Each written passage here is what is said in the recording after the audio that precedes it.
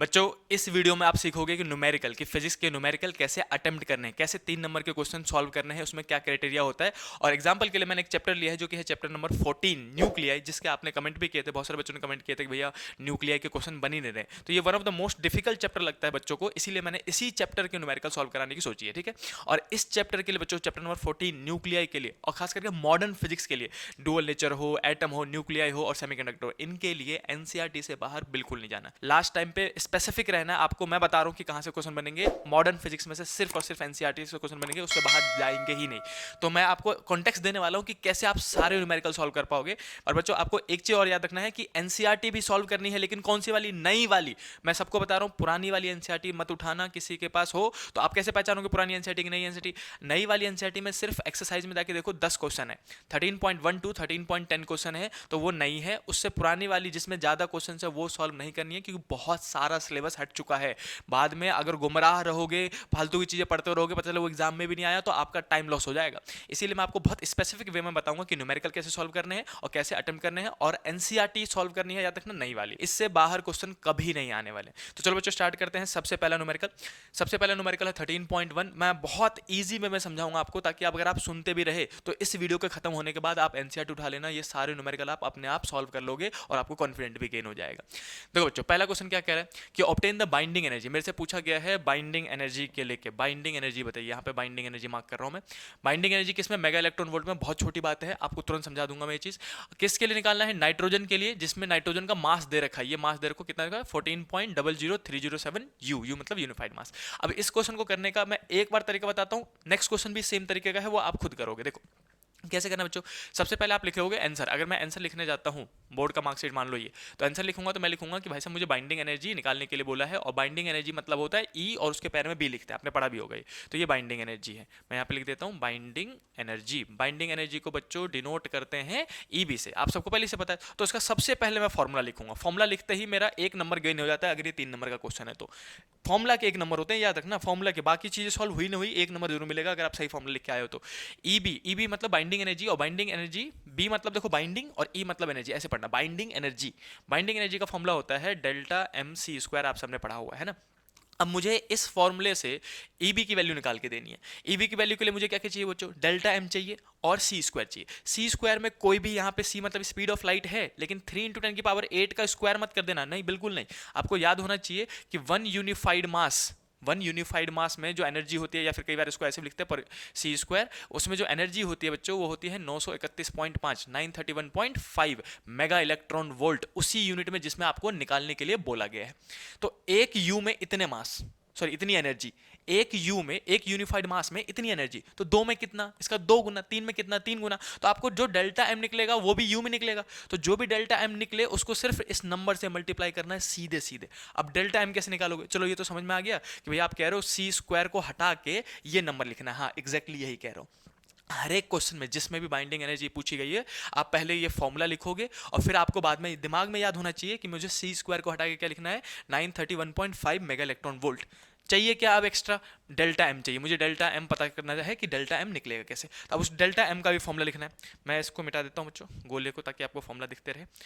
Delta M का मुझे formula चाहिए। अब डेल्टा एम निकालने के लिए बच्चा एक छोटा सा फॉर्मूला है, मैं यहाँ लिख देता हूँ। डेल्टा एम, डेल्टा एम मतलब होता है बच्चों मास डिफेक्ट, मास में चेंज कितना है। तो मास डिफेक्ट निकालने का सिंपल सा फॉर्मूला बता रहा हूँ, बहुत इजीली याद हो जाएगा आपको। करना क्या है? जेड एम पी प्लस ए माइनस जेड एम एन। अभी याद हो जाएगा, चिंता बिल्कुल नहीं करना, आपने शायद ये पढ़ा भी होगा, मास डिफेक्ट का फॉर्मूला होता है ये। Z M P minus plus में A minus Z M N, और इसमें से माइनस कर देना है मेजर्ड मास। ये रहा छोटा सा फॉर्मूला।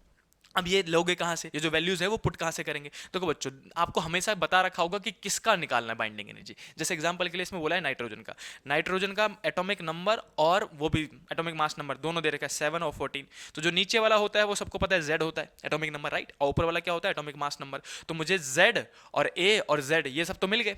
अब क्या क्या चाहिए? MP, MN और M। ये वाला जो M है बच्चों, ये वाला जो लास्ट में M माइनस करना है, वो होता है जो आपको दे रखा है। तो m की वैल्यू भी आपको गिवन है। m मतलब ये हमारा m है, तो मैं यहाँ पे मेंशन कर देता हूँ ये हमारा m है। m गिवन है, m तो यहाँ से ले लूंगा, चलो m भी मिल गया।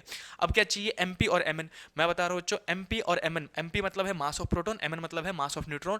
क्वेश्चन पेपर के, बोर्ड के क्वेश्चन पेपर के, जो आपका बोर्ड का क्वेश्चन पेपर होगा उसके फर्स्ट पेज पे आ जाना। फर्स्ट पेज पे ही सारे वैल्यूज लिखे होंगे कि मास ऑफ प्रोटॉन कितना है, प्लैंक्स कांस्टेंट कितना है, मास ऑफ न्यूट्रॉन कितना है, जितने भी कांस्टेंट, इवन इलेक्ट्रोस्टैटिक कांस्टेंट के की वैल्यू, जिसका वैल्यू सबको याद होती है 9 × 10⁹, उसकी भी वैल्यू लिखी होती है। आपको कुछ याद करके नहीं जाना, कोई कांस्टेंट याद करके नहीं जाना, सारे कांस्टेंट की वैल्यू होगी। तो मैं अभी फिलहाल के लिए बता देता हूँ ये कितना लेना है। तो z और a तो आपको यहाँ से मिल गया, m आपको यहाँ से मिल जाएगा, और mp की वैल्यू जो है बच्चों याद कर सकते हो तो कर लेना, नहीं तो आप पेपर्स में आराम से देख लेना, कोई एक्स्ट्रा चीज लोड लेने की जरूरत ही नहीं है। 1.007825 ये एस का मास है। अब सिंस मैं प्रैक्टिस कर रहा हूँ तो मैंने एक बार देख लिया, इसलिए मेरे को याद हो गया है ना। और mn मतलब कितना होता है बच्चों, 1.00866 या 5 आप मान सकते हो, ये हमारे पास मास होता है। तो ये पेपर में गिवन होगा, बिल्कुल याद करने की जरूरत नहीं है, आप फर्स्ट पेज पे चले जाना। तो मेरे को अब mp भी मिल गया, mn भी मिल गया, m भी मिल गया, सब कुछ मिल गया। मैं यहाँ से आराम से पुट करके इसमें डेल्टा m निकालूंगा। डेल्टा m को जैसे निकलेगा तो बाइंडिंग एनर्जी निकालने के लिए डेल्टा m को इससे मल्टीप्लाई कर दूंगा, आंसर। अब मैं आपको कल करके भी दिखा देता हूँ ये न्यूमेरिकल, ये भी प्रैक्टिस कर लेते हैं। मेरे को डेल्टा m निकालना है तो मैं यहाँ लिख देता हूँ बच्चों, डेल्टा m की वैल्यू जो हमें डेल्टा m निकालना है, तो इस फॉर्मूले के हिसाब से मुझे पता समझ में आया कि z मतलब कितना है बच्चा, 7 लिख देंगे। mp मास ऑफ प्रोटॉन, चिंता मत करना, लिख के दिखाना, ये घबराना नहीं कि भैया इतने बड़े बड़े कैलकुलेशन कैसे करेंगे। अभी तो मैं, चलो जल्दबाजी है वीडियो में, क्योंकि वीडियो बहुत लंबी हो जाएगी, इसलिए मैं आपको फोन से करके दिखाऊंगा, लेकिन आराम से धीरे से 2 पॉइंट लेके सॉल्व करोगे ना, मतलब डेसिमल के बाद सिर्फ 4 डिजिट लेके, 00 और 2 डिजिट लेके, तब भी आपका आंसर आएगा, वो भी बिल्कुल सही माना जाएगा। तो घबराना नहीं, पहले तो पूरा लिख देना, स्टेप तो लिखना, लास्ट आंसर के मैक्सिमम कितने कट जाएंगे, आधे नंबर। मैं सच्ची बता रहा हूँ, फाइनल आंसर के सिर्फ आधे नंबर करते हैं अगर बच्चे ने ये पूरा सिस्टमेटिक वे में सब कुछ लिखा है। अब बच्चों को लास्ट में कैलकुलेशन नहीं आ रहा है, ये मल्टीप्लाई ही नहीं हो रहा, इतने पॉइंट डेसिमल के बाद 4 डिजिट है, मल्टीप्लाई ही नहीं हो रहा, या फिर टाइम नहीं है बच्चे के पास, तो वो क्या करेगा, उसको फाइनल आंसर को छोड़ दो, पूरा स्टेप लिखो और फाइनल आंसर छोड़ दो, आपके सिर्फ आधे नंबर जाएंगे, सिर्फ और सिर्फ आधे नंबर, 2.5 नंबर पूरा मिलेगा। और कई बार बच्चे क्या करते हैं, इगोस्टिक हो जाते हैं। इस टाइप के क्वेश्चन में कई बार इगोस्टिक नहीं होना चाहिए, टाइम देख के काम करना चाहिए। अगर टाइम है तो मैं सॉल्व करूंगा, नहीं है तो मैं पूरा लिख के दिखा दूंगा और फाइनल आंसर छोड़ दूंगा, समझे। लेकिन मैं अभी प्रैक्टिस कर रहे हैं, इसलिए हम पूरा करेंगे बच्चों। 7 इंटू में ये नंबर लिखा, मास ऑफ प्रोटॉन, प्लस में a माइनस जेड मतलब ऊपर वाला माइनस नीचे वाला, तो 14 माइनस 7, फिर से अगेन 7 ही आएगा, तो डायरेक्टली 7 लिख दे रहा हूँ मैं यहाँ पे माइनस करके। 1.00866 या 4 ले सकते हैं। और माइनस में, मैं इस लाइन को हटा दूँ जरा बच्चा, माइनस में हमें मास करना है, तो ये तक तो यहाँ तक हो गया, mn तक हो गया, राइट। माइनस में m मास करना है, मास कितना बच्चों, 14.00307, ऐसे करके अब मुझे सॉल्व कर देना है, ये मेरा डेल्टा m निकल जाएगा। अब मैं फोन से इसको जल्दी से सॉल्व करके आपको आंसर तक निकाल के बताता हूँ कि कैसे क्या आंसर आएगा, बिल्कुल चिंता नहीं करना। देखो ये अपने पास वैल्यूज आ गई। अब मैं कैलकुलेटर खोल लेता हूँ जल्दी से बच्चों। देखो कैलकुलेटर से हम इसको सॉल्व करेंगे इस बार। डेल्टा m मैं यहाँ पे लिख देता हूँ, डेल्टा m जो हमें निकालने वाले हैं, डेल्टा m 7 इंटू में ये नंबर, तो मैं कर रहा हूँ 7 इंटू में 1.00787825, तो ये आ रहा है बच्चों, ये वाला पोर्शन मल्टीप्लाई करके आ रहा है आपका 7.054775। चाहो तो आप भी कैलकुलेट करो, मेरे को पता है कुछ बच्चों ने कैलकुलेट कर भी लिया होगा फ़ोन से पहले उठा के। चलो अब नेक्स्ट नंबर को मल्टीप्लाई करते हैं बच्चों, 7 इंटू में 1.008665 हमने लिया है, राइट।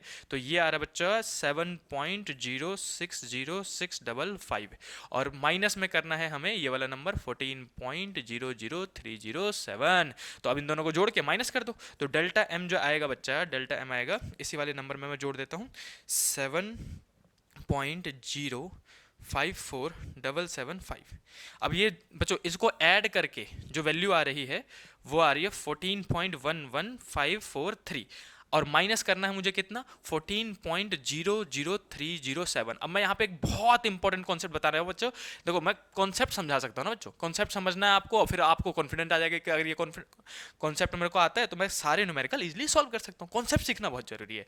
तो देखो बच्चों, अब ये सॉल्व करके इतना तक आया, अब मुझे यही दिख रहा है कि डेल्टा एम की वैल्यू में जो ये वाला टर्म है वो बड़ा है और माइनस वाला छोटा है, तो डेल्टा एम कुछ ना कुछ पॉजिटिव वैल्यू आएगी। अब मैं आपको डेल्टा एम की वैल्यू पॉजिटिव में बहुत इजी, मतलब इंपॉर्टेंट कॉन्सेप्ट मान लो, माइनस किया मैंने इसको कितना 14.00307 है, राइट।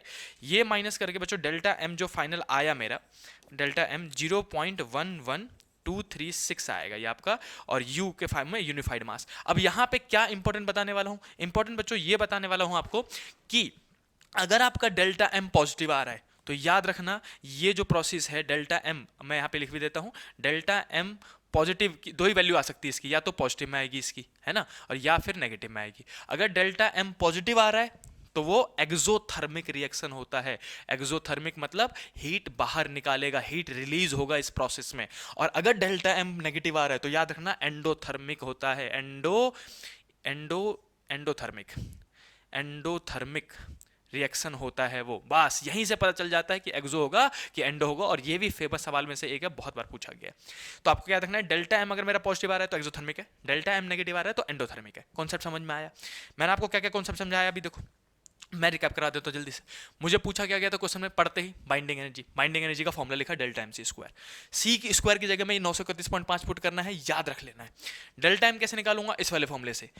अब बहुत मतलब मुश्किल फॉर्मूला नहीं है, बहुत इजी फॉर्मूले में से एक है। 3 न्यूमेरिकल सॉल्व कर लो, एनसीईआरटी का एग्जांपल लो, एनसीईआरटी एक्सरसाइज का 1, एनसीईआरटी एक्सरसाइज का 2 क्वेश्चन, इसी में 3 पार्ट हो जाते हैं ना।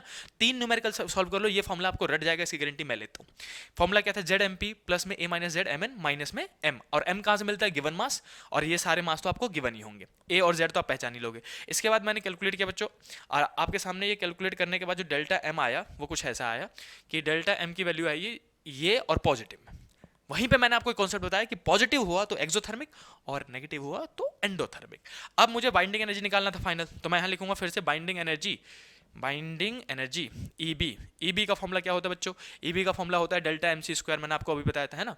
और फिर अब डेल्टा एम की जगह में आपको ये वैल्यू पुट करनी है 0.11236, और इनटू में कौन सा नंबर, 931.5, और इसको मल्टीप्लाई करके जो भी आंसर आएगा वो मेगा इलेक्ट्रॉन वोल्ट में फाइनल यूनिट लिख देनी है। हम इसको भी सॉल्व कर ही देते हैं, पहला न्यूमेरिकल मैं पूरा सॉल्व करूंगा आपके लिए, फिर आप दूसरा न्यूमेरिकल खुद सॉल्व करोगे।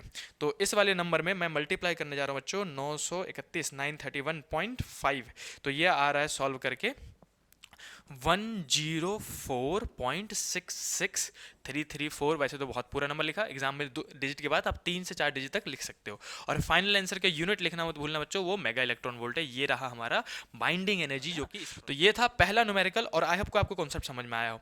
बच्चों कॉन्सेप्ट समझना जरूरी है, और उसके बाद प्रैक्टिस करना है, 2-3 क्वेश्चन बना के देखने। एक क्वेश्चन मैंने समझा, न्यूमेरिकल करने का बेस्ट तरीका ये होता है कि एक क्वेश्चन समझो और फिर उसमें 2-3 न्यूमेरिकल प्रैक्टिस करके देखो। मैं इसको शॉर्ट करके आपको सॉल्यूशन दिखा दे रहा हूँ ताकि आप इसका स्क्रीनशॉट भी ले सको बाद के लिए। चाहो तो आप जल्दी से इसका स्क्रीनशॉट ले लो, आपको इजीली समझ में आ जाएगा। पहले हम बाइंडिंग एनर्जी में सी स्क्वायर की वैल्यू, फिर डेल्टा एम का फॉर्मूला, डेल्टा एम सॉल्व करके पॉजिटिव नेगेटिव के हिसाब से एक्सो एंडो, और उसके हिसाब से फाइनल एनर्जी, और किस में लिखनी है यूनिट में, मेगा इलेक्ट्रॉन वोल्ट। बस, तो ये था पहला और इंपॉर्टेंट न्यूमेरिकल में से एक, 3 नंबर बनेगा सीधे सीधे। न्यूक्लियाई के अगर एनसीईआरटी के एक भी न्यूमेरिकल उठे तो सीधे सीधे 3 नंबर में उठेंगे, और एक उठने के चांसेस पूरे हैं। आपने ये वीडियो देख लिया, आपको आराम से 3 नंबर गेन हो जाएगा। 3 नंबर नहीं फाइनल, मैं मान लेता आपके पास टाइम बिल्कुल नहीं है भाई साहब, कैलकुलेट ही नहीं हो रहा, दिमाग काम नहीं कर रहा, बहुत प्रेशर हो जाता है। कई बार डिपेंड करता है कि क्वेश्चन पेपर कैसा आया, दिन कैसा है आपका, तो उसके हिसाब से भी आया तो 2.5 नंबर तो आप आराम से ले आओगे। फाइनल आंसर छोड़ देना बस, बाकी सारे फॉर्मूले सारे कैलकुलेशन यहाँ तक लिख के दिखा देना कि 7 इंटू में ये, और उसका चाहो तो फिर फॉर्मूला लिख दिया, इंटू में यही नंबर उठा के लिख दिया और छोड़ दिया, समझ लो। लेकिन अभी 1-2 बार प्रैक्टिस करनी है, अभी नहीं छोड़ देना कि भैया छोड़ना ही तो है, अभी मत छोड़ देना, अभी प्रैक्टिस करनी है। Practice make a person perfect. हाँ मैं पर्सन कह रहा हूँ भाई साहब, मैन वुमन क्यों बोलूँ। चलो अब बात करते हैं क्वेश्चन नंबर 13.2 की। आप ये इजीली पढ़ते ही समझ जाओगे। देखो क्या कहना चाह रहा है क्वेश्चन, स्टार्टिंग से पढ़ना स्टार्ट करते बच्चों। क्वेश्चन कहना चाह रहा है कि ऑब्टेन द बाइंडिंग एनर्जी, फिर से वही बोला, बाइंडिंग एनर्जी निकालो। किसका निकालो, तो आयरन का और बिस्मथ, 2 दे दिया इस बार, आयरन और बिस्मथ दोनों का निकालो। एक बार आयरन का अलग निकालोगे, एक बार बिस्मथ का अलग निकालोगे। दोनों का एटॉमिक मास नंबर दे रखा है इन द यूनिट, और दोनों का गिवन मास देखो, गिवन है एम की वैल्यू, है ना। अब मैं आपको हिंट दे रहा हूं, आप करोगे खुद ही। एक साइड लिखूंगा मैं बाइंडिंग एनर्जी, ऐसे करके लिखता मैं बाइंडिंग एनर्जी लिख दिया हमने यहाँ पे, ठीक है। बाइंडिंग एनर्जी लिखा, बाइंडिंग एनर्जी ऑफ किसका, तो आयरन का। मैं यहाँ पे लिख रहा हूँ Fe कितने वाला, 26 और 56। ये फिक्स नहीं होता ना कि लेफ्ट साइड लिखोगे, आप कहीं भी लिख सकते हो इसको। कई बच्चे कहते हैं भैया इधर तो लेफ्ट साइड लिखा था आपने, इधर राइट साइड लिख दिया। भाई दोनों साइड लिख सकते हैं यार। और फिर दूसरा इधर लिखूंगा मैं बाइंडिंग एनर्जी, ये किसके लिए निकालेंगे बच्चों, बिस्मथ के लिए। बिस्मथ का कितना है 83209, ऐसे करके लिख दिया हमने, मेंशन कर दिया कि हम किसका निकालने जा रहे हैं। अब इस साइड क्या, फिर से वही फॉर्मूला लिखूंगा, ईबी मतलब binding energy was delta M C square. Copy pen उठा लो भाई साहब, जल्दी जल्दी सॉल्व कर लो एक बार। ई इज टू में डेल्टा एम सी स्क्वायर, और हाँ एनसीईआरटी के पीछे आंसर चेक कर लेना अपना कि सही आया कि नहीं।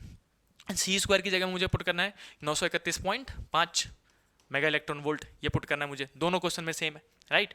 अब मुझे डेल्टा एम निकालना है। डेल्टा एम निकालने के लिए फॉर्मूला मैं बच्चों फिर से कह रहा हूँ, जहाँ आपने 2-3 बार ये लिखा, डेल्टा एम का फॉर्मूला क्या था, जेड एम पी प्लस में A minus Z M N और माइनस में एन, ये हमने फॉर्मूला लिखा और इसको सॉल्व कर देंगे। एम की वैल्यू कितनी है आयरन के लिए, एम की वैल्यू बच्चा एम, ये जो एम है वो दे रखा है, ये जो वैल्यू गिवन होता है वो एम होता है 955.934939 यू, ऐसे करके लिख दिया हमने, ये डेल्टा है। अब ए और जेड कितना है आयरन का लिखा हुआ है बच्चों, जेड मतलब नीचे वाला ये जेड होता है, तो जेड की वैल्यू कितनी है 26, और ए की वैल्यू कितनी है, ए की वैल्यू है बच्चा आपके पास 56। तो ए मिल गया, जेड मिल गया, और मैंने इसके मासेस बताई थी आपको लास्ट वीडियो में, है ना, नहीं तो पेपर में जाकर देख सकते हो। तो यहाँ से पहले आप डेल्टा एम निकालोगे खुद ही, डेल्टा एम निकालने के बाद उस डेल्टा एम को 931.5 से मल्टीप्लाई करके आयरन का अलग से निकालोगे बाइंडिंग एनर्जी। सेम काम इसमें करना है बिस्मथ में। बिस्मथ के केस में मुझे समझ में आया कि जो 83 लिखा हुआ है और 209 लिखा हुआ है ना, यानी कि जेड की वैल्यू 83, ए की वैल्यू कितनी, ए की वैल्यू है बच्चों 209, तो मुझे वापस से वही डेल्टा एम निकालना पहले और 931 से मल्टीप्लाई करना फॉर्मूला लेके, तो जेड मिल गया, ए माइनस जेड निकाल दूंगा, एम पी एम एन हमेशा गिवन होता है, और एम की वैल्यू देखो कितना दे रखा है इसके लिए, बिस्मथ के लिए ये रहा एम की वैल्यू, तो मैं लिखूंगा बच्चों एम की वैल्यू जो दे रखी है उन्होंने 208.98388 यू लिखा हुआ है। अब इसी से आप ये भी जज कर पाओगे कि ये एंडोथर्मिक है कि एक्सोथर्मिक। वैसे एंडोथर्मिक एक्सोथर्मिक रिएक्शन में होता है, जैसे इसमें सिर्फ बाइंडिंग एनर्जी के लिए बोला है, तो इसमें आप बाइंडिंग एनर्जी निकालोगे। एंडोथर्मिक एक्सोथर्मिक कब जज करते हैं हम, जब आपको कोई रिएक्शन दे रखा हो कि वो कहते हैं कि H11 जो है वो H12 के साथ मिलके मान लो बना रहा है हीलियम 2 3 बना रहा है ऐसा करके, ठीक। तो बताओ ये एंडोथर्मिक रिएक्शन है कि एक्सोथर्मिक रिएक्शन, इस टाइप के जब भी इक्वेशन आएंगे तब आपको जज करना पड़ेगा। लेकिन मैं आपको उसका ट्रिक अभी बता दिया। बेस्ट ट्रिक क्या है कि डेल्टा एम चेक कर लो, डेल्टा एम अगर पॉजिटिव आ रहा है तो वो एक्सो है, और नेगेटिव आ रहा है तो एंडो है। तो ये वाला क्वेश्चन आप खुद ही सॉल्व करोगे बच्चों। आई होप कि आपको इजीली समझ में आ जाएगा। अभी फोन से कर लेना, कैलकुलेटर से कर लेना, लेकिन एग्जाम में आपको मैंने बताया कि कहां तक छोड़ना है ना। अब मूव करते हैं बच्चों नेक्स्ट क्वेश्चन पे। Next question of NCERT, important question में से एक, और ये भी सेम टाइप का क्वेश्चन है, बस एक एक्स्ट्रा कॉन्सेप्ट इसमें जोड़ दिया जो कि मैं बताऊंगा आपको और आप इजिली क्लियर कर लोगे। देखो क्या कहना चाह रहा है, a given coin has the mass of इतना ग्राम। एक कॉइन है, एक सिक्का है जिसका मास 3 ग्राम है, ठीक है। Calculate the nuclear energy, nuclear binding energy, nucleus को तोड़ने के लिए एनर्जी, न्यूक्लियस को बनाने के लिए एनर्जी, सारे एनर्जी को मतलब बाइंडिंग एनर्जी होता है। बाइंडिंग एनर्जी मतलब न्यूक्लियस की एनर्जी, बाइंडिंग एनर्जी मतलब ही कि न्यूक्लियस को तोड़ने के लिए कितनी एनर्जी देनी पड़ेगी, तो बाइंडिंग एनर्जी। न्यूक्लियस को बनाने के लिए कितनी एनर्जी देनी पड़ेगी, तो बाइंडिंग एनर्जी। वो सारे बाइंडिंग एनर्जी ही पूछ रहे होते हैं, कई बार वर्डिंग बदल देते हैं। तो मेरे को न्यूक्लियर एनर्जी पूछा है तो फिर भी बाइंडिंग एनर्जी पूछा गया है, तो बाइंडिंग एनर्जी का मैं फॉर्मूला लिख दूंगा फिर से। ई बी का फॉर्मूला क्या होता है बच्चों, डेल्टा एम सी स्क्वायर, मुझे ये पता है ना। आगे बढ़ते हैं। Required for the separation of all the neutrons and protons from the each other, मतलब वही न्यूक्लियस को तोड़ने के लिए कितनी एनर्जी देनी पड़ेगी। एक 3 ग्राम का कॉइन है, इस कॉइन में जितने भी प्रोटॉन और न्यूट्रॉन है उन सबको अलग अलग कर देना मेरे को, तो बताओ कितनी एनर्जी सप्लाई करनी पड़ेगी। और गिवन क्या है कि मान लेते हैं for simplicity assume that the coin is entirely made of copper. ये कॉपर का बना है, ये मान लो कॉपर का। Z और A दे दिया ना, Z दे दिया, A दे दिया और मास दे दिया, देख रहे हो, बस हो गया ये काम। अब मैं क्या करूंगा, सबसे पहले एक कॉपर का बाइंडिंग एनर्जी निकाल लूंगा। एक कॉपर का कैसे निकालेंगे, ये 29 लिया हमने बच्चों और यहाँ पे 63 लिया। हम यहीं पे तुरंत लिख देंगे Z की वैल्यू कितनी है 29 है और A की वैल्यू कितनी है 63 है। ये हमें Z और A यहाँ से मिल गया। अब मुझे सी स्क्वायर की वैल्यू पता है आपको 931.5 931.5। डेल्टा एम निकाल लोगे जल्दी से। डेल्टा एम कहाँ से निकालोगे, अब डेल्टा एम की वैल्यू निकालोगे फॉर्मूले से, जेड एम पी बोल लो एक बार जल्दी से formula, Z M P plus में A minus Z M N और माइनस में एम, ये रहा हमारे पास फॉर्मूला है ना। चलो इसको भी सॉल्व कर लेते हैं, वीडियो में ही इसको सॉल्व करेंगे। Z की वैल्यू कितनी 29, मास ऑफ प्रोटॉन मैंने आपको बताया था 1.007825 होता है बच्चों, है ना। और फिर प्लस में हमने कर दिया A माइनस जेड, यहीं पे कर लो पहले, तो 63 माइनस ये करेंगे तो कितना बचेगा, तो ये 13 हो जाएगा, 13 माइनस 4, 13 माइनस 9 तो 4 बचेगा, है ना यहाँ पे। और ये 34 आ जाएगा बच्चों, 63 माइनस 29, तो एक यहाँ से कह रही हो 34 वैसे आ गया, तो 34 आ गया A माइनस जेड की वैल्यू। और एम एन की वैल्यू जो हम लेंगे वो होता है 1.008665 ले सकते हैं, ऐसे करके हमने ले लिया मल्टीप्लाई में। और माइनस में हम कर देंगे एम की वैल्यू कितनी है बच्चों, ये रहा एम की वैल्यू जो गिवन होता है वो एम होता है 62.92। ये एनसीईआरटी के क्वेश्चन है, एनसीईआरटी के क्वेश्चन जो बच्चों से हिल नहीं रहते, बताओ अब आप आराम से कर दोगे, अब आप इजीली वे में कर दोगे। चलो फोन से इसको फिर से जल्दी जल्दी कैलकुलेट कर देता हूँ मैं, ताकि आपको आंसर बता सकूं। ये मत सोचना कि यही आंसर है, वो 3 ग्राम भी है अभी फंसा हुआ। ये तो एक कॉपर को तोड़ने के लिए, एक कॉपर को तोड़ने के लिए कितनी बाइंडिंग एनर्जी चाहिए वो पता करना है, फिर इतने ग्राम में कितने कॉपर है वो पता करना है, फिर मल्टीप्लाई करना है। ये समझ में आया? पहले हमने एक का निकाला कि एक कॉपर को तोड़ने के लिए कितनी बाइंडिंग एनर्जी। मैं यहाँ लिख देता हूँ, एक कॉपर का बाइंडिंग एनर्जी निकाला पहले हमने। फिर हम ये पता करना है कि नंबर ऑफ कॉपर एटम कितने हैं, नंबर ऑफ कॉपर एटम किसकी मदद से, इसकी मदद से। और फिर एक का मल्टीप्लाई कर देना है किससे, नंबर ऑफ कॉपर एटम से, तो आपको टोटल एनर्जी मिल जाएगी, टोटल एनर्जी। ये मैंने कॉन्टेक्स्ट दे दिया आपको। अगर आप में से कोई वीडियो रख के पहले खुद ही सॉल्व करना चाहता है तो गो अहेड, बाकी तो मैं सॉल्व कर रहा हूँ, देखते रहो बच्चों। अब यहाँ पे मल्टीप्लाई करने जा रहे थे हम मल्टीप्लाई करने जा रहे हैं, हम लिखेंगे 29 माइनस 1.007825। इसको मल्टीप्लाई करने पे बच्चों आ रहा है ये 28774839, और प्लस में इसको मल्टीप्लाई कर दो 34 इंटू में 1.008665, तो ये आ रहा है 34.29461, और माइनस करना है 62.92906। जल्दी से इसको जोड़ के घटा देते हैं, तो 28.7748 ले लेते हैं, और फिर माइनस भी कर देता हूँ मैं डायरेक्टली इसी में 62.92960। माइनस करने पर जो वैल्यू आ रही है बच्चों डेल्टा एम की, मैं इसको थोड़ा ऊपर स्लाइड कर देता हूँ। डेल्टा एम निकाला हमने, डेल्टा एम यहाँ रखते हैं इसको, डेल्टा एम जो हमने निकाला वो उसकी वैल्यू आ रही है बच्चा 0.13984 ले लेते हैं, बस 5 डिजिट लेंगे हम। अब ये यू में निकला है, यूनिफाइड मास में। अब जैसे डेल्टा एम निकले तो आप क्या करोगे, बाइंडिंग एनर्जी निकालने के लिए इसी नंबर को डेल्टा एम सी स्क्वायर लिखोगे, और डेल्टा एम की वैल्यू 0.13984 इंटू में 931.5 को मल्टीप्लाई कर दोगे, तो ये फाइनल आंसर जो आएगा बाइंडिंग एनर्जी का, वो आएगा मल्टीप्लाई करने पे 931.5 से मल्टीप्लाई करना भाई साहब, तो 130.26 में, एक मिनट, 130.130.26 मेगा इलेक्ट्रॉन वोल्ट आएगा बच्चा, इतना याद रखना। ये आया binding energy of one copper atom. एक कॉपर एटम को के न्यूक्लियस के सारे प्रोटॉन और सारे न्यूट्रॉन को तोड़ने के लिए कितनी एनर्जी देनी पड़ेगी, इतनी। अब आपको क्या बोला था कि टोटल है कितना, तो 3 ग्राम है, कॉइन था ना, तो 3 ग्राम का कॉइन है। अब 3 ग्राम में कितने कॉपर एटम है ये भी तो पता करना पड़ेगा ना, तो इसमें हम पता करेंगे number of copper atom, number of copper atom. अब नंबर ऑफ कॉपर एटम कैसे पता करोगे, नंबर ऑफ कॉपर, कुछ बच्चों को याद भी आ गया होगा, बचपन में कभी मोल कॉन्सेप्ट पढ़ा होगा आपने। मोल कॉन्सेप्ट बस वही देता भाई, नंबर और कौन देगा, वही देगा ही देगा, बिल्कुल नहीं घबराने का, मैं बता रहा हूँ। एन मतलब होता है गिवन मास अपॉन में मोलर मास, डब्ल्यू अपॉन में आपने सुना होगा। गिवन मास कितना दे रखा है, 3 ग्राम, 3 ग्राम दे रखा था। और मोलर मास अगर कुछ कभी बच्चों को समझ में ना आए तो याद रखना, जो दे रखा था कॉपर, कौन दे रखा था, कॉपर, तो कॉपर में ये जो ऊपर वाला मास होता है, ये जो ऊपर वाला मास होता है यही गिवन मास मोलर मास होता है।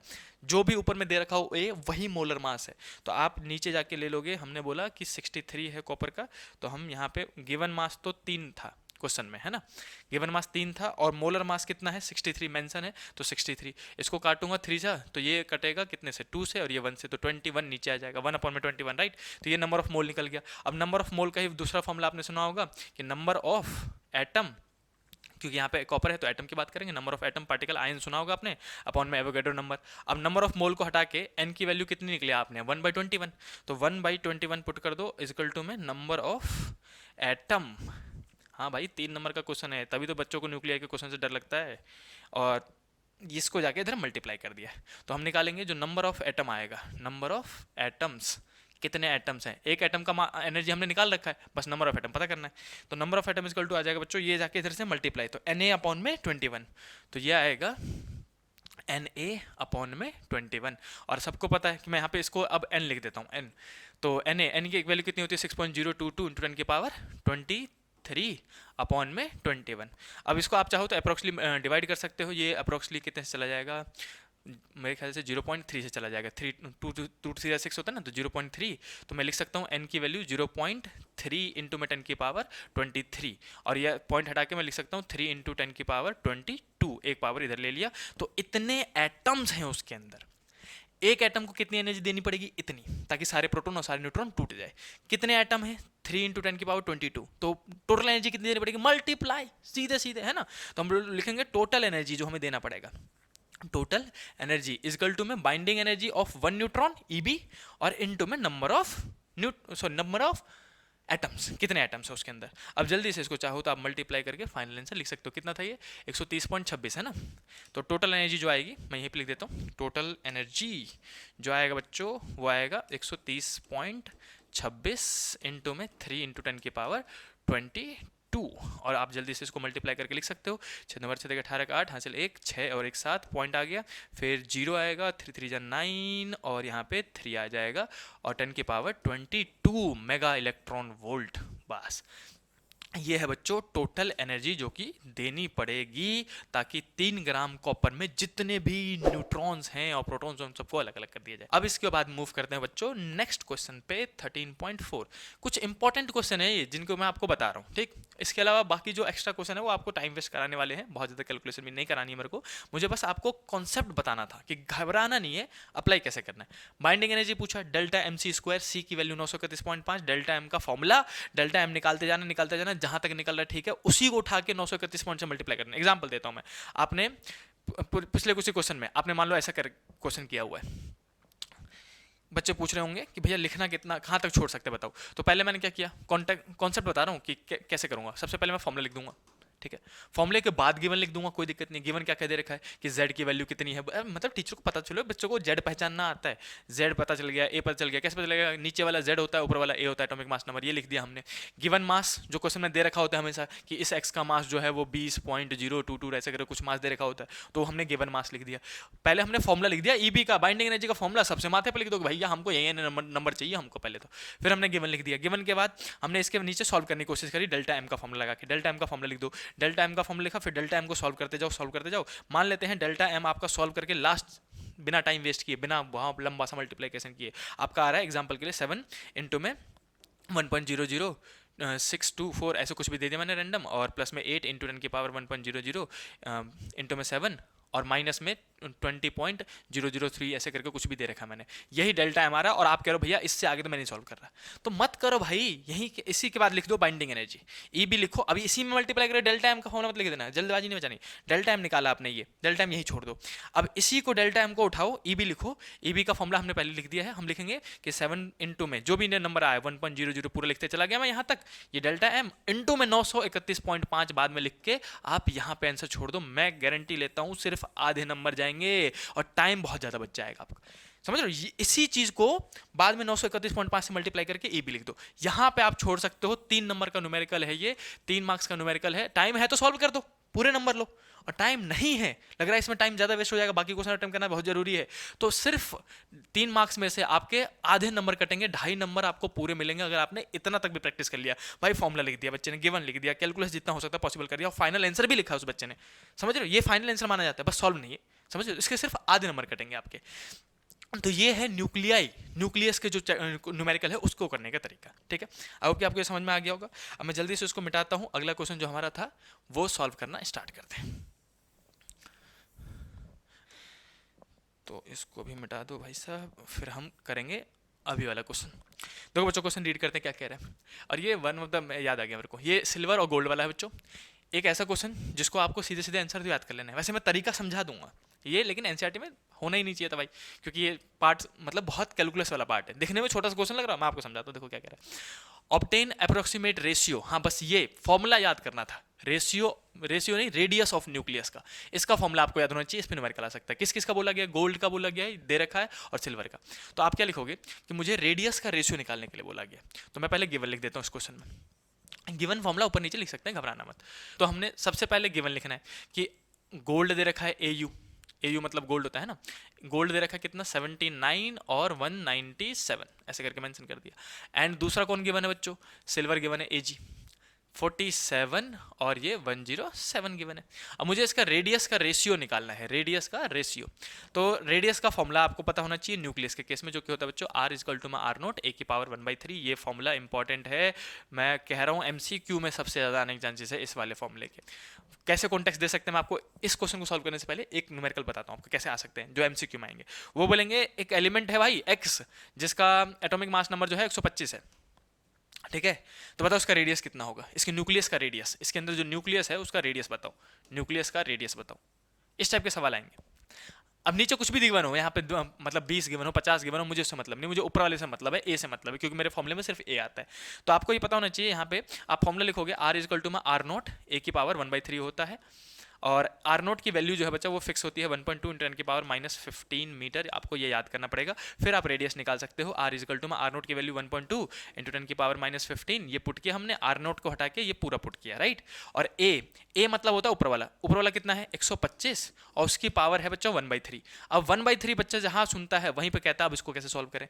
तो आपको पता होना चाहिए कि ये क्वेश्चन में यहाँ पे जो ए है वो हमेशा किसी ना किसी का परफेक्ट क्यूब होना चाहिए, तभी जाके ये सिंप्लीफाई हो सकता है। और बोर्ड की ख्याति भी इतनी है कि इतना ही लेवल आना चाहिए भाई।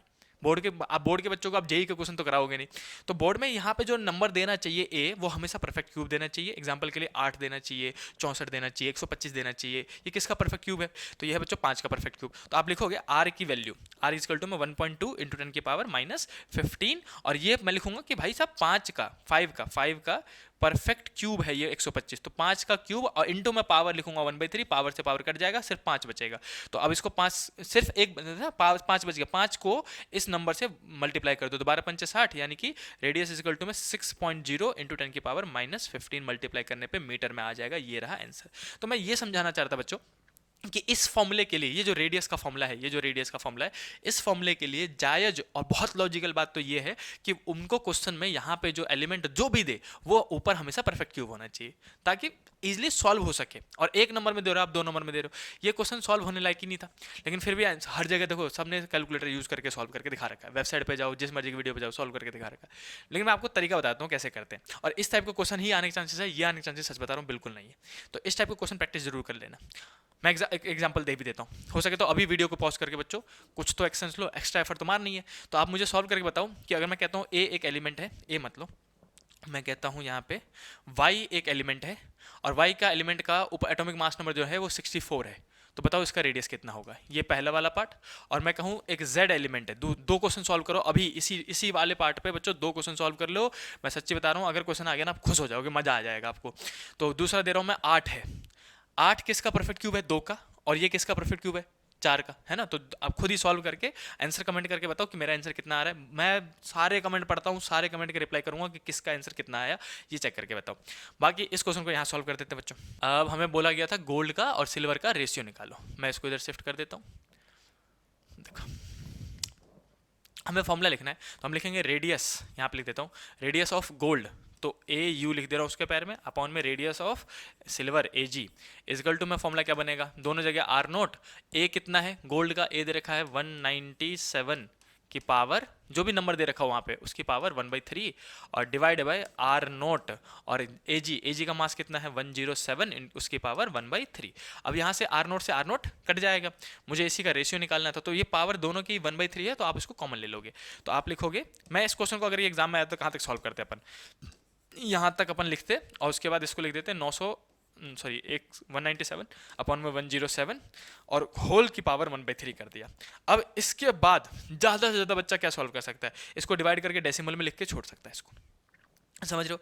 अब इसको आप 917 को डिवाइड करोगे इससे, तो ये करीब 1.6 या 7 के आसपास आएगा, है ना, 1.7 के आसपास आएगा, 1.7 की पावर 1/3। अब वो रूट क्यूब तो सॉल्व करने गया बच्चा, तो हो गया, फिर तो टाइम गया। 1 नंबर का क्वेश्चन है, 2 नंबर का क्वेश्चन है भाई साहब, 3 नंबर में इसको आना चाहिए नहीं। तो इसका आंसर भी मैं आपको बताता हूँ। अगर गलती से इतना करने के बाद अगर गलती से यही क्वेश्चन दिमाग में डाल लो, गोल्ड और सिल्वर वाला रेडियस का रेशियो आया, तो फॉर्मूला तो लिखने, फॉर्मूला याद होना चाहिए, फॉर्मूले के ही नंबर मिलेंगे। और क्या पता गलती से 3 बार पूछ ले, तो आपको इसका आंसर याद रखना 1 2 3, इसका आंसर ही 1 2 3, 1 2 3 मतलब 1.23, ये रहा ratio 1 2 3, easy way to remember. याद रहेगा। तो ये था गोल्ड और सिल्वर वाला क्वेश्चन, लेकिन मैं आपको सच्ची बताऊं तो फोकस करो अपने को इस फॉर्मूले को अप्लाई करने में, यानी कि इस क्वेश्चन को बनाने में जो मैंने आपको दिया है। मोस्ट ऑफ द चांस है कि यही क्वेश्चन आएगा परफेक्ट क्यूब वाला, जिसमें से आप किसी का वो किसका परफेक्ट क्यूब है ये आइडेंटिफाई करते हो, फिर पावर से पावर काट के उस पर्टिकुलर नंबर को 1.2 से मल्टीप्लाई करके आंसर लिख देते हो।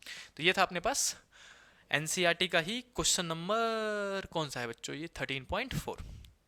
अब चाहो तो आप इसका भी एसएस ले सकते हो, स्क्रीनशॉट ले सकते हो। ये रहा। मूव करते हैं 5वें क्वेश्चन पे, और ये सारे इंपॉर्टेंट क्वेश्चन है जो मैं करवा रहा हूँ, एक्स्ट्रा फालतू के क्वेश्चन मैं करवाऊंगा ही नहीं। टोटल एनसीईआरटी 10 क्वेश्चन है, मैं आपको 6-7 क्वेश्चन बताऊंगा, जिसकी वजह से आप सारे क्वेश्चन कर पाओगे आराम से। मूव करते हैं नेक्स्ट क्वेश्चन पे, क्वेश्चन नंबर 8। बहुत important question, one of the most important question. अगर पेपर सीबीएसई ने बहुत अच्छा बनाने की सोची और इस चैप्टर से एक अच्छा सा न्यूमेरिकल देने की सोची, यही देगा वो। क्यों? क्योंकि पूरे 10 क्वेश्चन में एक ये वाला और एक 13.10, मैं सच्ची बता रहा हूँ ये कौन सा है, 13.5 और 13.10, ये 2 क्वेश्चन तो बिल्कुल करके जाना। एक बाइंडिंग, देखो मैं आपको गिनवाई देता हूँ यहाँ पे क्या क्या कॉन्सेप्ट क्लियर होना चाहिए आपका बच्चों। कॉन्सेप्ट में इस न्यूमेरिकल के लिए इस चैप्टर में जो कॉन्सेप्ट क्लियर होना चाहिए, न्यूमेरिकल, इतने पे आप न्यूमेरिकल प्रैक्टिस करना है जो मैं आपको बता रहा हूँ। सबसे पहले मैंने आज किसका करवाया आपको, बाइंडिंग एनर्जी। बाइंडिंग एनर्जी को न्यूमेरिकल आने के चांसेस हैं, पूरे चांसेस है, फुल चांसेस है बाइंडिंग एनर्जी के। बाइंडिंग एनर्जी के 3 से 4 न्यूमेरिकल करो, एनसीईआरटी में 3 न्यूमेरिकल हो गया ना, 3 पार्ट, उसी को कर लो। एनसीईआरटी का 3 कर लो, आपको ये क्लियर हो जाएगा, एनसीईआरटी, है ना। फिर दूसरा, अभी न्यूक्लियस के रेडियस का फॉर्मूला याद कर लेना बच्चों, वो एमसीक्यू में आने के चांसेस बहुत है। न्यूक्लियस के रेडियस का फॉर्मूला और उसको अप्लाई करने का तरीका मैंने अभी बताया आपको लास्ट पेज पे, है ना। ये वाला तरीका, ये पता होना चाहिए। बाइंडिंग एनर्जी निकालना मैंने सिखा दिया आपको, न्यूक्लियर रेडियस निकालना सिखा दिया मैंने आपको। और फिर तीसरा आएगा बच्चों, तीसरा अगर कोई पार्ट आया तो वो है डेरिवेशन कौन सा, डेरिवेशन मैं कहूँ इस चैप्टर में सिर्फ एक ही डेरिवेशन इंपॉर्टेंट है बच्चों, वो है 13.10, एक्सरसाइज का 13.10। एक्सरसाइज का 13.10 का मैंने वीडियो बना के बच्चों अपलोड कर रखा है, आप वहाँ जाके उसको देख लो, एक झटके में समझ में आ जाएगा, बहुत इजी वे में, और आप वो सीधे सीधे नंबर गेन करोगे अगर वो आ गया तो। और चौथा पार्ट, 4 पार्ट है पूरे, 4th पार्ट मैं यहाँ लिख दे रहा हूँ। 4th पार्ट न्यूमेरिकल में ये है जिसमें आपको क्यू की वैल्यू निकालनी पड़ती है। क्यू मतलब बच्चों कुछ नहीं होता, क्यू मतलब होता है हीट को यहाँ इस चैप्टर में क्यू बोला गया, क्यू वैल्यू। तो ये 4 टॉपिक पे ही न्यूमेरिकल करना है, ये ज़्यादा आने ही नहीं है। ये डेरिवेशन है, मैंने आपको बता दिया, 13.10 वाला कर लेना। नई वाली एनसीईआरटी 13.10 करना, पुरानी का मत कर लेना भाई साहब। और इसका वीडियो मैंने बना रखा है, आप हमारे मतलब प्लेलिस्ट में जाके देखो, आपको ये मिल जाएगा 13.10 से, आपको वो थंबनेल दिख जाएगा। फिर दूसरा बाइंडिंग एनर्जी मैंने आपको सिखा दिया, रेडियस का, और ये क्यू वैल्यू। तो ये क्यू वैल्यू अच्छा क्वेश्चन में से एक है जिसको मैं आपको यहाँ पे सॉल्व कराना सिखाऊंगा। तो चाहो तो आप इसको अभी जल्दी से एसएस ले सकते हो, मैं इसको मिटा देता हूँ। उसके बाद हम ये करेंगे अच्छा सा क्वेश्चन, ये क्वेश्चन होने के बाद आपको क्लियर हो जाएगा भाई साहब सब कुछ। अरे भाई साहब मिट जाओ, मिटते कहीं ना हो, मिटा ही दिया हमने इसको। अब बच्चों देखो, न्यूमेरिकल प्रैक्टिस करने से ही आएगा। अगर आप सुन के सोच रहे हो कि हो जाएगा, बच्चे प्रैक्टिस ही नहीं करते हैं यार, प्रैक्टिस करते हैं नहीं, फिर कहते हैं फिजिक्स के न्यूमेरिकल नहीं बन रहे। कितने क्वेश्चन सॉल्व किए भाई, बच्चे क्वेश्चन नहीं सॉल्व करते, समझ लेते हैं, हाँ खुश हो जाते हैं। इसको कहते हैं सेटिस्फेक्शन ऑफ कंप्लीशन, कि हमने सुन लिया, हमको समझ में आ गया, कंप्लीट हो गया। अरे भाई साहब लिख के तो प्रैक्टिस करो, बिना लिखे प्रैक्टिस करोगे रास्ते में चीज़ें भूल जाओगे आप, पॉइंट्स भूल जाओगे, क्या लिखना था, नेक्स्ट पॉइंट भूल जाओगे। तो चलो ये क्वेश्चन करते हैं, क्वेश्चन नंबर 13.5, जो कि है क्वेश्चन कह रहा है the Q value of the nuclear reaction. वो एक क्वेश्चन दे रखा है, इसको बिल्कुल टल्ला दो आप, देखो ही मत, बिल्कुल लास्ट में आ जाओ। क्यू वैल्यू का फॉर्मूला दे रखा है उन्होंने कि mass of reactant minus mass of product करो इनटू में सी स्क्वायर की जगह में वही 931.5 यूज करना है हमें क्या देखना है, बस मैं आपको सीधे सीधे बता रहा हूँ कि कैसे करना है इनको। करने के लिए बच्चों इसको, इस वाले इक्वेशन को देख लो आप एग्जाम्पल के लिए। एक क्वेश्चन दे रखा होगा, आपको बोलेंगे बताओ इसमें क्यू वैल्यू कितनी आएगी, और लास्ट में देखो, अच्छा देखो ये पूछ भी रखा है, रिएक्शन आर एक्सोथर्मिक और एंडोथर्मिक, ये भी प्रिडिक्ट करो। बताओ कि इस डाटा के हिसाब से कहीं लिखा होगा determine Q value and exothermic endothermic है, ये पता करो। अब इसमें बोल दिया ना एक्सोथर्मिक एंडोथर्मिक, अब मैं डेल्टा एम वाला फॉर्मूला लगाऊंगा, डेल्टा एम मेरा पॉजिटिव तो एक्सोथर्मिक, और डेल्टा एम नेगेटिव तो एंडोथर्मिक। मैं बताता हूँ क्यों। एक मैं करूँगा, दूसरा आप खुद करोगे बच्चों। मैं ऊपर वाला कर रहा हूँ, दूसरा वाला नीचे वाला आप खुद करोगे, यही आपका होमवर्क है आज के लिए। अब मुझे डेल्टा, फिर से मुझे किसका वैल्यू निकालना है बच्चों, क्यू का वैल्यू निकालना है, क्यू की वैल्यू निकालनी है अपने को, क्यू की वैल्यू निकालनी है। मैं यहाँ लिख देता हूँ क्यू निकालना है। क्यू का फॉर्मूला क्या लिखना है बच्चों, same delta M C square, जो बाइंडिंग एनर्जी का फॉर्मूला था वही क्यू का भी फॉर्मूला है। बाइंडिंग एनर्जी भी एनर्जी है, हीट भी एनर्जी है, सेम फॉर्मूला आप लिखोगे। अब सी स्क्वायर की जगह में फिर से आप क्या करोगे, इसकी जगह में फिर से 931.5 मल्टीप्लाई करोगे, सेम एग्जैक्ट सेम वो आ गया। लेकिन यहाँ पे डेल्टा एम निकालने का तरीका बदल जाएगा बस। डेल्टा एम कैसे निकालोगे? डेल्टा एम निकालने के लिए आप करोगे mass of reactant minus mass of product, बस इतना सा चेंज है, बाकी सारा न्यूमेरिकल वही है। मास ऑफ रिएक्टेंट, रिएक्टेंट में कौन है? H11 है, H13 है। मास ऑफ रिएक्टेंट, उनको जोड़ूंगा इन दोनों के मास को और फिर माइनस कर दूंगा mass of product. 2 time of H12 है, ड्यूटेरियम 2 है। अब इनके मासेस, अब बच्चे क्या करते हैं, 3 + 1 4, 2 2 4, भैया 0 हो रहा है ये तो। अरे भाई साहब ये मास ही थोड़े लेने हैं, ये तो Z और A की वैल्यू है, मास इसके नीचे गिवन होता है। देखो H11 का मास, H11 का मास क्वेश्चन में गिवन नहीं होता, तो याद रखना ये है H11 का मास। H11 का मास ये है, MH दिख रहा है तो वो H11 का मास है, ये रहा। इसका मास 1.007825 वही दे रखा है, 7825 वाला। फिर उसके बाद H13 का मास है बच्चों, H13 का मास ढूंढो। क्वेश्चन में हमेशा गिवन होगा, कुछ याद नहीं करना, ये गिवन होगा। मैंने H11 का मास ढूंढा, H13 का मास ढूंढा, इन दोनों को जोड़ दूंगा, क्लियर हो गया। अब जैसे इन दोनों को जोड़ूंगा तो मेरा मास ऑफ रिएक्टेंट निकल जाएगा। मास ऑफ रिएक्टेंट निकल गया। अब मास ऑफ रिएक्टेंट निकलने के बाद मास ऑफ प्रोडक्ट चाहिए मेरे को, एमपी कैसे निकालूंगा? H12 को 2 बार जोड़ दूंगा, 2 है, या तो एक के मास को 2 से मल्टीप्लाई कर दो या फिर 2 बार जोड़ दो। H12 का मास ये रहा, इस वैल्यू को 2 से मल्टीप्लाई कर दो, तब भी मास ऑफ प्रोडक्ट निकल जाएगा। अब जैसे mass of reactant mass of product निकले तो डेल्टा एम की वैल्यू निकाल लो, और डेल्टा एम की वैल्यू निकलते ही यहीं से जज कर देना कि एंडोथर्मिक है एक्सोथर्मिक। अगर ये नेगेटिव में आया तो एंडो है, मैं फिर से कह रहा हूँ, नेगेटिव में आया तो एंडो है, और पॉजिटिव में आया तो एक्सो है, बस यहीं पे हो गया। और उसके बाद डेल्टा एम की वैल्यू जो निकले उसको 931.5 से मल्टीप्लाई करके और एन से निकाल देना। तो ये भी मैं आपको होमवर्क देता हूँ भाई साहब, इतना समझा तो दिया, 2 बाइंडिंग एनर्जी।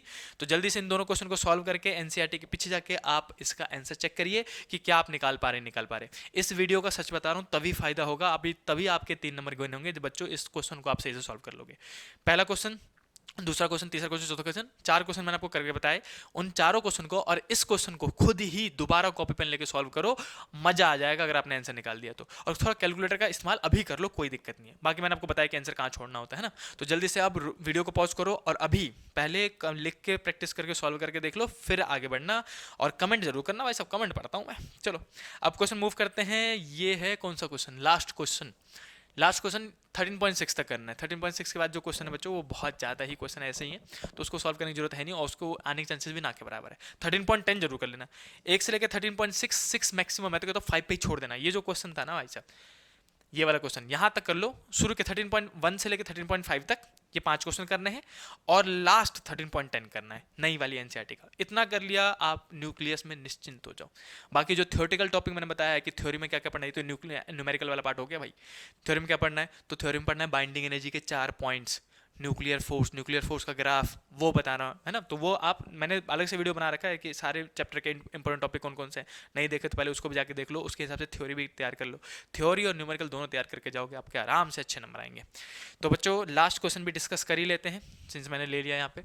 तो क्वेश्चन नंबर 13.6 कह रहा है suppose we think the fission मतलब टूटना, एक न्यूक्लियस जो है 2 में टूट जाए। तो यहाँ पे फिजन हो रहा है आयरन का फिजन करवा दिया into 2 equal nuclei of aluminium. मतलब एक आयरन को तोड़ के, मैं यहाँ लिख देता हूँ, एक आयरन को उन्होंने ब्रेक कर दिया 2 एल्यूमिनियम में, एल्यूमिनियम प्लस एल्यूमिनियम, 2 एल्यूमिनियम में फिजन करा दिया भाई। तो क्वेश्चन क्या पूछा जा रहा है? Is the fission energetically possible? क्या ये पॉसिबल है कि ऐसा हो सकता है? तो भाई साहब बाइंडिंग एनर्जी निकाल के देख लो। बाइंडिंग एनर्जी या फिर क्यू वैल्यू कह दो, बाइंडिंग एनर्जी या फिर क्यू वैल्यू, जो दोनों का फॉर्मूला सेम ही होता है यार। बाइंडिंग एनर्जी का ही फॉर्मूला क्यू के बराबर होता है डेल्टा एम सी स्क्वायर, और सी स्क्वायर की वैल्यू आपको पता है क्या पुट करना है ना। तो मैं बाइंडिंग एनर्जी निकाल के देखूंगा, अगर बाइंडिंग एनर्जी नेगेटिव में आ रही है यानी कि एंडोथर्मिक रिएक्शन है, तो हम बोलेंगे ये फिजिबल नहीं है, अपने आप नहीं होगा, उसके लिए हमें एनर्जी सप्लाई करनी पड़ेगी। और अगर डेल्टा मतलब बाइंडिंग एनर्जी की वैल्यू यानी कि क्यू की वैल्यू या फिर डेल्टा एम से चेक कर लेना, डेल्टा एम की वैल्यू पॉजिटिव आ रही हो तो आप समझ जाना कि हाँ ये रिएक्शन पॉसिबल है, हो सकता है।